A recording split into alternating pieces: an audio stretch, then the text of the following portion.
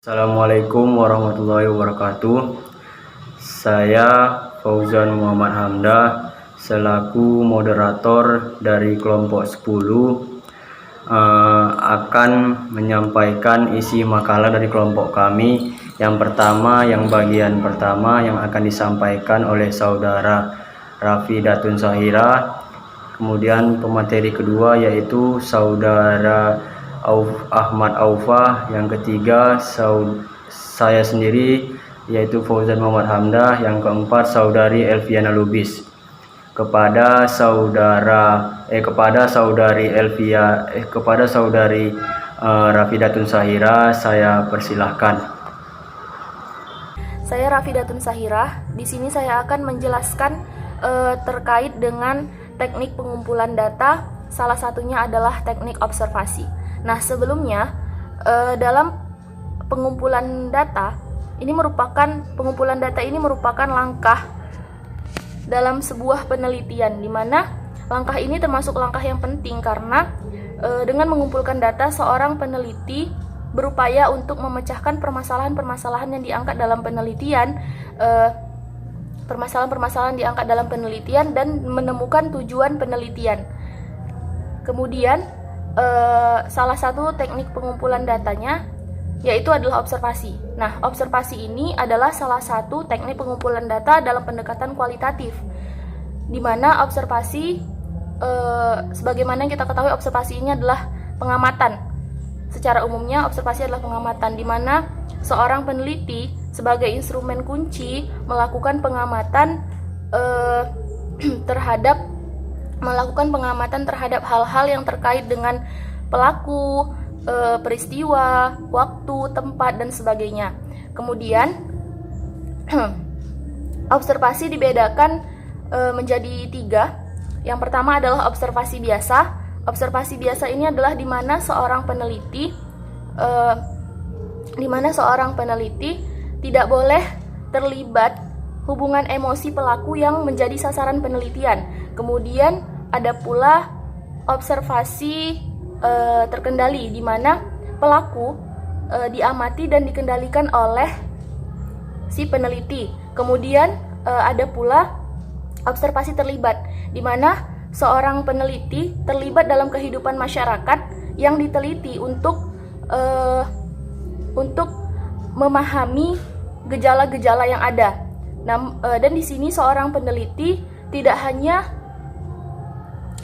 mengamati, namun juga melakukan wawancara, kemudian mendengarkan dan mengikuti kegiatan pada hal-hal tertentu, dan terkadang juga mengikuti kegiatan-kegiatan dalam hal-hal yang terbatas. Nah, kemudian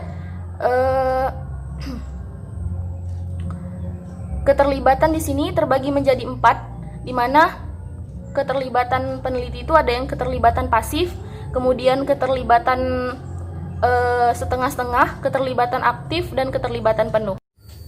Saya akan menyampaikan teknik pengumpulan data yang kedua, yaitu wawancara. Menurut Molleng, wawancara ialah suatu kegiatan percakapan tertentu yang dilakukan oleh kedua belah pihak, yaitu si wawancara dan yang diwawancarai. Pewawancara yang baik ialah pewawancara yang dapat menanyakan pertanyaan-pertanyaan kepada responden, merangsang responden agar dapat menjawab pertanyaan-pertanyaan yang telah diajukan, menggali lebih dalam dari jawaban yang telah diajukan oleh responden. Jika diperlukan, maka kita mencatatnya. Kemudian ada kualifikasi dari pewawancara, yaitu yang pertama, jujur. Yang kedua, mempunyai minat dari topik penelitiannya. Yang ketiga, tidak berperilaku berlebihan. Serta yang keempat, mampu menyesuaikan diri terhadap kondisi lingkungan responden. Kemudian secara umum wawancara terbagi 2, yaitu wawancara berencana serta wawancara tidak berencana. Wawancara berencana yaitu biasanya daftar pertanyaan telah diberikan atau disiapkan sebelumnya kepada responden dan disusun secara sistematis. Kemudian yang kedua ada wawancara tidak berencana. wawancara ini biasanya tidak dibekali persiapan penyusunan daftar pertanyaan, namun ini dilakukan secara sistematis dan mengharuskan dipatuhi oleh pewawancara. Kemudian ada yang namanya bentuk wawancara. Bentuk wawancara ini ada 3, yaitu yang pertama terstruktur, yang kedua tidak terstruktur, yang ketiga semi struktur. Kemudian ada yang namanya jenis pertanyaan yang akan diajukan kepada responden. Yang pertama pertanyaannya itu seperti pertanyaan yang berkaitan dengan pengalaman, pendapat, perasaan, dan pengetahuan serta sebagainya. Adapun alat yang digunakan untuk wawancara yaitu seperti buku catatan, tape recorder, serta kamera. Kemudian metode interview ini memerlukan waktu yang cukup lama untuk mengumpulkan data dibandingkan dengan mengedarkan angket kepada responden.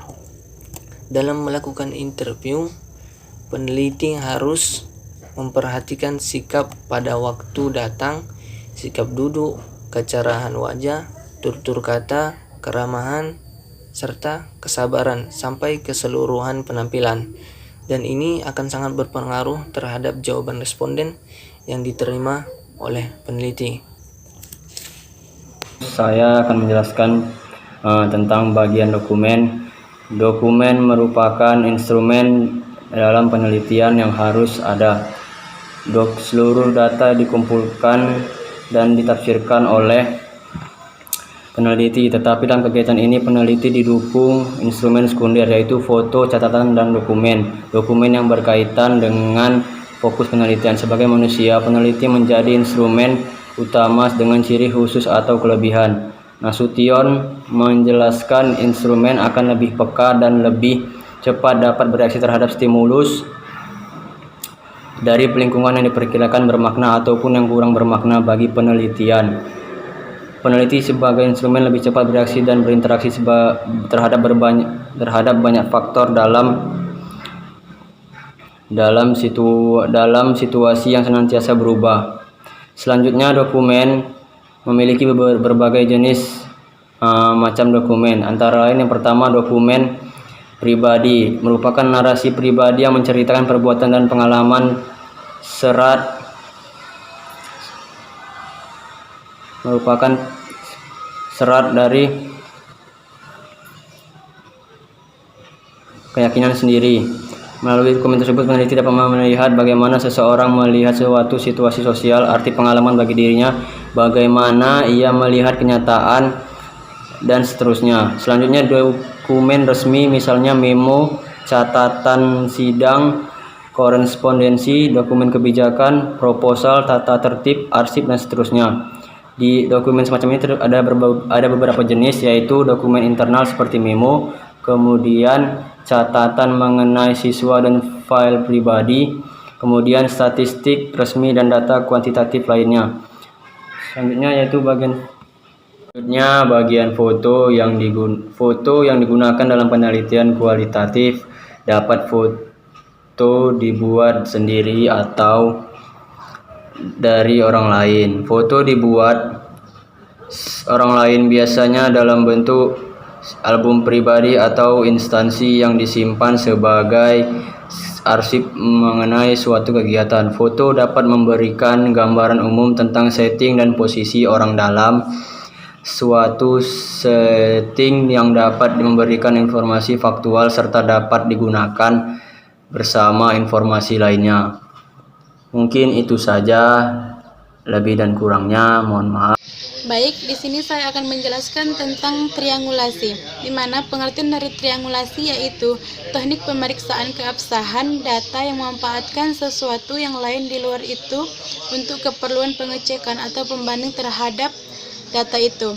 Kemudian ada beberapa ahli yang mengatakan bahwa triangulasi yaitu sebagai gabungan ataupun kombinasi berbagai metode yang dipakai untuk mengkaji fenomena yang saling terkait antara dari sudut pandang dan perspektif yang berbeda. Kemudian menurut triangulasi, ada 4 bagian, yaitu triangulasi metode, yaitu dilakukan dengan cara membandingkan informasi atau data dengan cara yang berbeda, di mana dalam penelitian kualitatif peneliti menggunakan metode wawancara, observasi, survei untuk memperoleh kebenaran informasi yang handal dan gambaran yang utuh. Jadi triangulasi mengenai informasi tertentu, di mana peneliti bisa menggunakan metode wawancara, observasi, ataupun survei. Yang kedua yaitu triangulasi antar peneliti, di mana triangulasi antar peneliti ini dilakukan dengan cara menggunakan lebih dari 1 orang dalam pengumpulan dan analisis data. Karena triangulasi antar peneliti ini dilakukan lebih dari 1 orang, berarti bisa 2 orang, 3 sampai beberapa orang. Kemudian triangulasi sumber data, yaitu menggali kebenaran informasi tertentu melalui beberapa metode dan beberapa sumber perolehan data. Dan yang kedua yaitu mengenai angket atau kuesioner, di mana angket adalah daftar pertanyaan yang diberikan kepada responden untuk menggali data sesuai dengan permasalahan penelitian, di mana menurut Mas Risi Ngarimbun, pada penelitian survei menggunakan angket merupakan hal yang paling cocok untuk pengumpulan data di lapangan. Karena apabila kita melakukan suatu penelitian atau melakukan skripsi nanti, kita akan jumpa pada angket, kita akan menggunakan metode angket. Jadi kita akan membagikan angket kepada beberapa siswa atau mahasiswa lainnya agar kita dapat mengumpulkan data atau informasi yang perlu. Jadi angket itu memudahkan bagi peneliti. Kemudian berdasarkan bentuk pertanyaan angket dibedakan menjadi beberapa. Yang pertama angket tertutup, angket terbuka, kombinasi angket, petunjuk penggunaan pertanyaan angket. Mungkin itu saja yang bisa kami sampaikan sebagai pemateri makalah kelompok 10. Lebih kurangnya kami mohon maaf. Billahi taufik wal hidayah. Wassalamualaikum warahmatullahi wabarakatuh.